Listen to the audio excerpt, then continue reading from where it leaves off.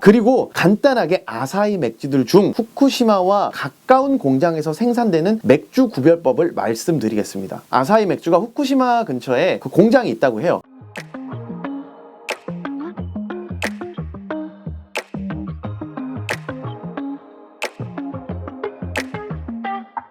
자, 안녕하세요. 마실랭입니다. 자, 오늘은 조금 심오한 주제를 가지고 다루려고 하는데요. 자, 뉴스에도 많은 기사가 나오고 있는 후쿠시마 오염수 방류에 관한 이야기입니다. 후쿠시마 오염수로 인해서 어민들도 많이 걱정을 하고 계시죠. 일본에 있는 어민들도 그렇고 이제 한국에 있는 어민들도 지금 많이 걱정들을 하고 계세요. 아니 근데 왜 마실랭 채널에서 후쿠시마 오염수 방류에 관한 이야기를 하려고 하느냐? 바로 방류 이후 대한민국도 안전하지 않기 때문이죠. 그리고 음료수는 전 세계가 제조를 하고 만들고 있는데 혹시 그거 알고 계셨어요? 음료수에 소금이 들어간다는 거. 바로 대표적인 음료수가 이 스포츠 음료수 이온 음료입니다. 당연히 다른 음료들에도 소금이 들어가는 것들이 있어요. 그럼 과연 음료에 들어가는 소금은 어디에서 오느냐? 바로 바다겠죠. 자, 일본 후쿠시마 오염수가 방류되면 태평양으로 오염수가 흘러 들어가서 전 세계적으로 흘러가게 되는데 일단은 영상 자료를 하나 보여드리도록 할게요.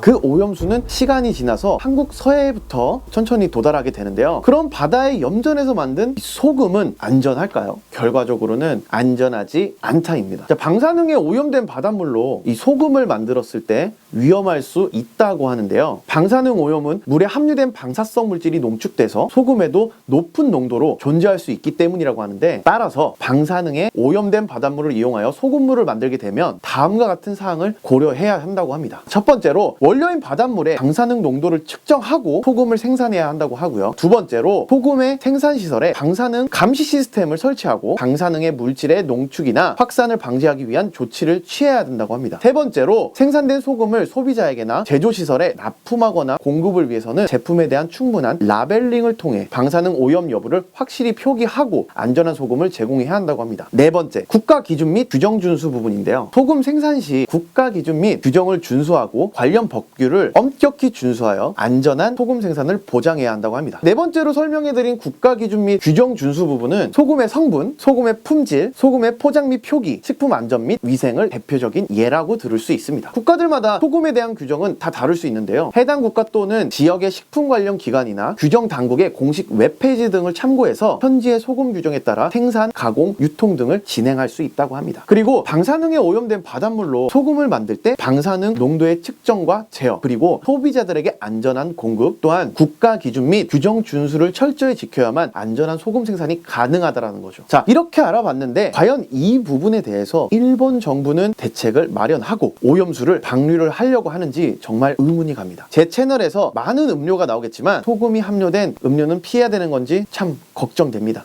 그리고 간단하게 아사히 맥주들 중 후쿠시마와 가까운 공장에서 생산되는 맥주 구별법을 말씀드리겠습니다. 아사히 맥주가 후쿠시마 근처에 그 공장이 있다고 해요. 자, 아사히 맥주 아래편을 보면요, 이렇게 영어로 표기가 돼 있어요. 후쿠시마는 H, 그 후쿠시마에서 가까운 이바라키라는 데는 B라고 표시가 돼 있어요. 가나가와는 Y, 홋카이도는 E, 스이타는 U, 시코쿠는 R, 나고야는 S, 하카타는 D라고 표기가 되어 있습니다. 혹시라도 아사히 맥주를 드시는 분들은 한 번쯤 확인하고 마시는 것도 나쁘지 않을 것 같습니다. 자, 오늘도 이렇게 끝까지 시청해 주셔서 감사하고요. 유익한 정보가 되셨다면 좋아요, 구독 부탁드리겠습니다. 마실랭이었습니다.